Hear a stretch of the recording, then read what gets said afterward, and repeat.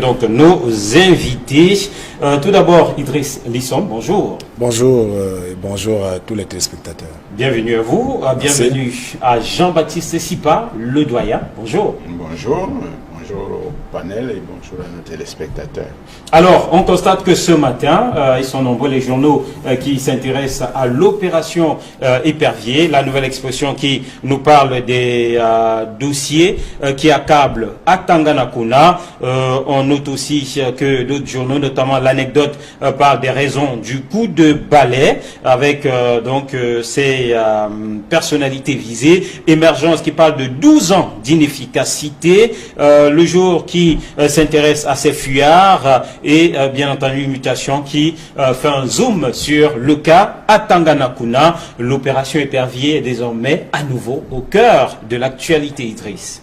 Oui, lorsque nous lisons la presse depuis lundi dernier et même celle de ce matin, on constate que l'opération Épervier est au cœur de l'actualité. Bon, mais moi je l'ai toujours dit ici, à lire la presse, on constate que c'est une opération qui vient distraire.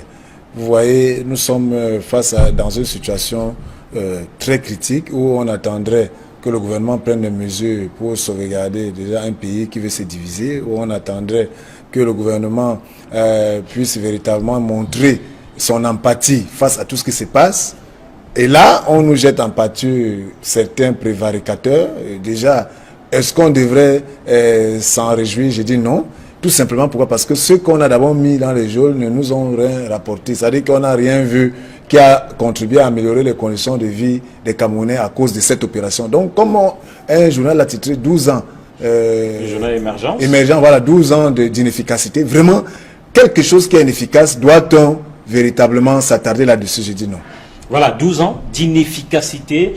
Quel bilan est-ce que vous, Jean-Baptiste Sipa, vous faites de cette opération Épervier qui refait ou qui ressurgit à la une des principaux journaux? Moi, je pense que l'opération Épervier qui apparaissait avant comme une sorte de règlement de compte entre le chef d'État et ceux qui visaient son fauteuil est devenue là une nébuleuse politico-mafieuse avec une connotation électorale. Parce que vous remarquerez aussi que c'est chaque fois à la veille d'une élection qu'on ressort tous les dossiers du frigidaire pour donner l'impression aux populations que le gouvernement ou le chef de l'État est soucieux de leur argent, de leur bien-être. Et vous savez que c'est facile de manipuler ainsi une population lorsqu'elle est pauvre et lorsqu'elle a l'impression que si elle est pauvre, c'est parce que ceux qui sont là-bas en haut mangent tout son argent. Voilà en fait ce que le régime exploite pour faire sa campagne électorale. Pour moi, ça ne va pas au-delà. Puisque de toute façon, en 12 ans, on nous récite à longueur de journée les montants des milliards qui ont été détournés, mais on ne nous a jamais dit combien ont été récupérés sur tout cet argent qui est parti. Et surtout, l'objectif, selon vous, est-il véritablement de récupérer cet argent? J'en doute. Parce que si c'était le cas, on nous aurait dit ce qu'on a déjà récupéré. Et puis, personne ne nous dit ce que coûte effectivement cette opération Épervier, avec ce que ça comporte, les enquêtes, les dossiers à monter, les juges, les avocats, et le temps perdu. Qu'est-ce que ça coûte? Personne ne nous a encore dit ça. Parce que si l'opération Épervier finit par coûter plus cher que ce qu'on récupère des bandits, moi je crois qu'il faut changer de politique. Et puis, moi je ne pense pas que ce soit la vérité de dire que c'est une lutte contre la corruption.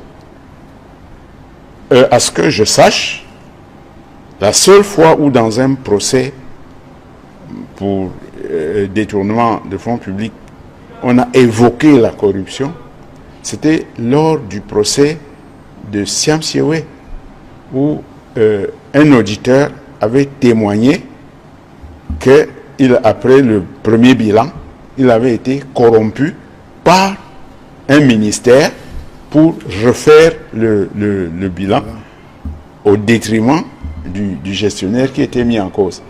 Et j'ai toujours été surpris, je reste surpris, que ce jour-là, le procureur qui siégeait au tribunal n'ait pas agi d'ordre public pour arrêter cet auditeur.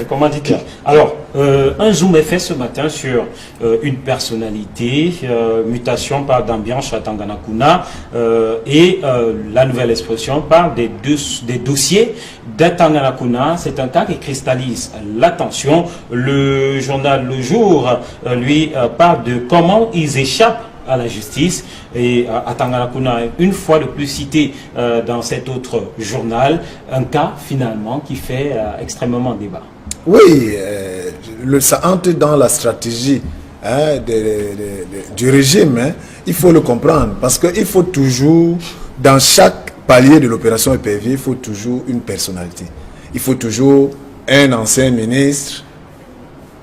Vous avez même vu, on a même vu avoir ces places, on a même ministre en fonction qu'on avait arrêté, envoyé en Konengi, et le lendemain, il est sorti et il a repris. Donc, il faut toujours créer un électrochoc. L'électrochoc, c'est quoi? L'électrochoc, c'est que les populations, comme le disait le doyen, consentent que non, mais même les ministres, nous avons ce malheur parce que ce sont les ministres qui détournent l'argent. Voilà un qu'on a encore pris, vraiment. Nos malheurs ne finiront pas tant que... Et tout cela, tous les ministres qu'on arrête là sont des bandits, tous les DG là sont les prévaricateurs, mais le chef de l'État, lui, il est le saint, lui, il est saint, il est saint. À cause d'eux que rien n'est mal.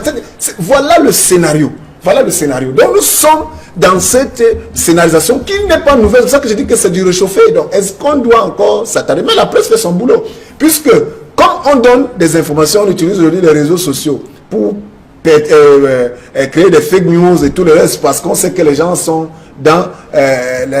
absorbés par ces réseaux sociaux. On vous donne un peu des biscuits qui sont des biscuits très mal salés et même très mal amers. Donc, mais je dis, tout ça c'est pour distraire. On veut nous distraire. Voilà une élection sénatoriale qui se tient dans des conditions médiocres avec des conseils municipaux, un collège électoral qui n'est même pas déjà celui qui devait être. Parce que où sont les conseils régionaux?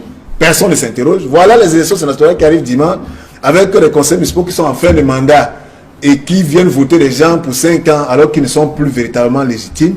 Personne ne s'interroge. Voilà une situation où on veut, comme on est à la veille de la présidentielle, nous démontrer que les ministres sont des bandits, les DG sont des bandits, le chef de l'État, qui est empressé d'être le chef bandit, lui, il est un saint. Voilà qui est dit. Alors, un autre sujet qui est longuement développé dans la presse ce matin, c'est cette visite officielle du chef de l'État du côté de la Chine. Cameroun Tribune nous annonce que la visite démarre demain.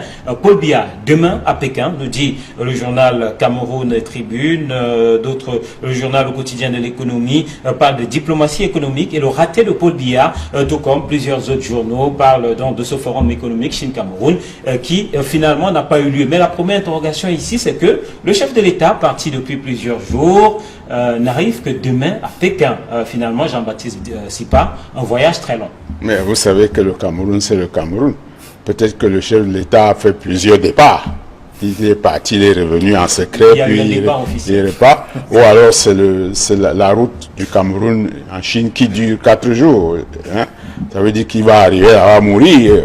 Parce que vous ne pouvez pas faire un voyage long de 4 jours comme ça et survivre, ça m'étonnerait, hein, avec le changement d'horaire et tout ça. Bon, mais peut-être comme c'est un miraculé, bon, il faut penser que il va bien arriver, puisque le journal qu'il va arriver. Dimanche, on nous a annoncé qu'il partait pour la Chine. Aujourd'hui, on nous annonce que c'est demain qu'il part pour la Chine. Donc, il faut bien que... Il y a demain à Pékin, donc il oui, c'est pour ça que je dis que c'est vraiment le plus long voyage d'un chef de l'État. Alors, à côté, il y a ce forum économique Chine-Cameroun qui a été annulé et qui continue à faire les choux gras de la presse. On apprend de la nouvelle expression ce matin que c'est Paul Biya en personne qui a décidé d'annuler en raison de la cacophonie autour de l'organisation de structures pour organiser ces journées économiques, les GESIAC et le MINEPAD. Et finalement, Paul Biya a tranché en disant niet. Oui, parce que nous sommes habitués des dernières minutes, rien n'est préparé. Et si ce voyage de la Chine a été préparé, il a été préparé pour le chef de l'État.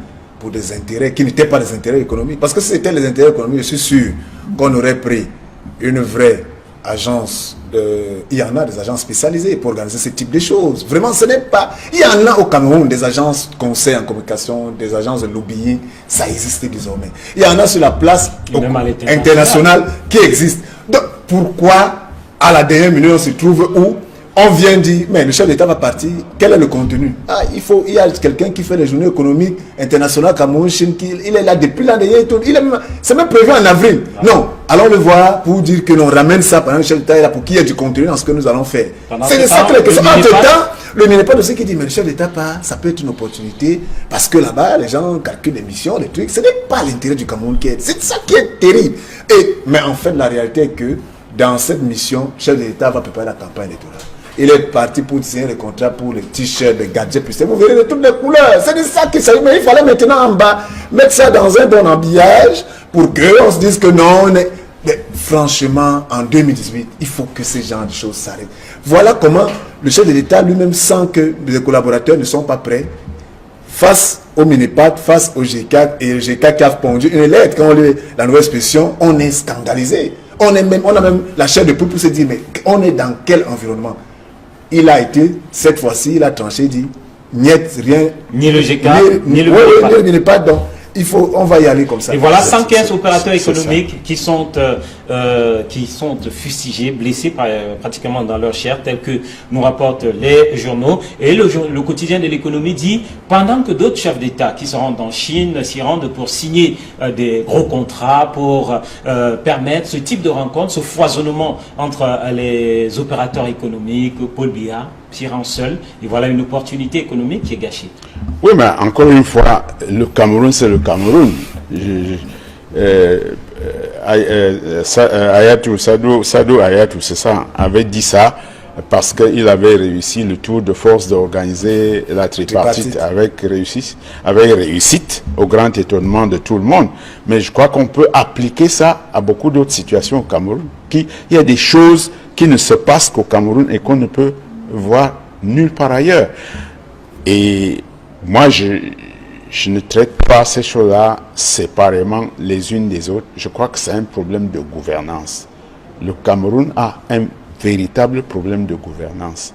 Lorsque une organisation de la société civile, je suppose, ou mixte, et le ministère de l'économie se dispute l'organisation d'un voyage officiel du président, ça veut dire que le pays n'est pas gouverné. Parce que le rôle d'un chef d'État qui gouverne, c'est de faire les arbitrages. Et l'arbitrage ne consiste pas à trouver une solution absurde à des situations absurdes. Parce que dire que bon, on arrête, personne ne part, ça ne veut absolument rien dire. Ça veut dire que dans tout ça, derrière tout ça, comme dit Idriss, il n'y avait pas le Cameroun, il y avait des intérêts particuliers. Bon, alors, les chefs d'État qui vont avec des délégations pour signer des marchés et tout ça, c'est parce qu'ils y vont dans l'intérêt de leur pays. Ils ne vont pas dans l'intérêt de leur maintien au pouvoir ou de leur campagne électorale. Voilà qui est dit. Et très rapidement, on va épiloguer sur ce sujet. Une réaction en une seconde chacun. Maurice Kamto qui a fait une sortie et qui critique donc le mutisme de Paul Biya face à l'enlèvement des fonctionnaires. En 30 secondes, une autre sortie qui fustige ce mutisme devenu légendaire. Oui, mais légendaire, vous savez, qui a même valu une thèse de doctorat. Donc, comment, là où la thèse de doctorat promeut ces silences, voulez-vous que le concerné change? Donc, moi, je pense que Maurice Kamto rappelle seulement à l'opinion publique de marquer cela en point d'or et que le moment venu, on verra si les silences ont eu raison ou pas. Voilà, cette sortie. Tout à fait, moi je suis d'accord avec Maurice Kamto, je crois que... Qui s'offusque du fait que lors du dernier conseil ministériel, rien n'a été dit là-dessus. Mais c'est coutumier, dans son discours de fin d'année, combien de mots, combien de phrases le président avait prononcées sur la crise anglophone? C'est la même chose. En fait, les vrais problèmes du Cameroun ne l'intéressent pas. C'est ça qu'il faut conclure. Il survole le Cameroun avec ses propres problèmes qui convergent vers son maintien au pouvoir. Point bas. Voilà. Merci à vous, messieurs. Idriss Lisson, bon retour dans vos rédactions. Merci à vous, doyen Jean-Baptiste Sipa. Merci à vous, chers téléspectateurs, d'être restés en notre compagnie. Demain est un autre jour. Je vous souhaite